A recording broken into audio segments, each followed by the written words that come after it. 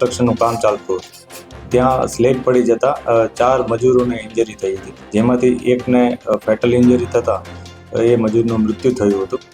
જે અનુસંધાને ઉધના પોલીસ દ્વારા 304નો ગુનો નોંધવામાં આવેલો હતો.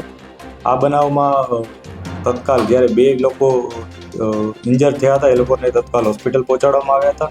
ત્યારે 2 લોકોને ત્યાં સ્થળ ઉપર જ બચાવી લેવામાં આવ્યા હતા, જેમાં ફાયર વિભાગની ટીમે આવીને એ બંનેને રેસ્ક્યુ કર્યા હતા. ઉપરાંત સ્થાનિક પોલીસ પણ તરત પહોંચી ગઈ હતી. મેડિકલ ટીમ પણ બોલાવી લેવામાં આવી હતી અને જે લોકો ઇન્જર હતા એ લોકોને તત્કાલ પ્રાથમિક સારવાર પણ ત્યાં આપવામાં આવી હતી.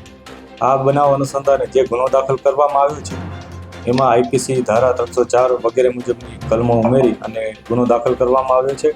અને આ અનુસંધાને આજે જે સંચા ખાતાના જે માલિક હતા, પ્રિન્ટિંગ ખાતાના, કે જેને ત્યાં કન્સ્ટ્રક્શન ચાલતું હતું, કે જેણે આ કોન્ટ્રાક્ટ આપ્યો હતો, એ અને જે કોન્ટ્રાક્ટર કે જેણે આ કોન્ટ્રાક્ટ લઈ અને જે કોઈ પણ જાતની દરકાર રાખ્યા વગર અને કોઈ પણ જાતની કાળજી રાખ્યા વગર આ કન્સ્ટ્રક્શનનું કામ કરતા હતા, એ બંનેની આજે ધરપકડની તજવીજ ચાલુ છે.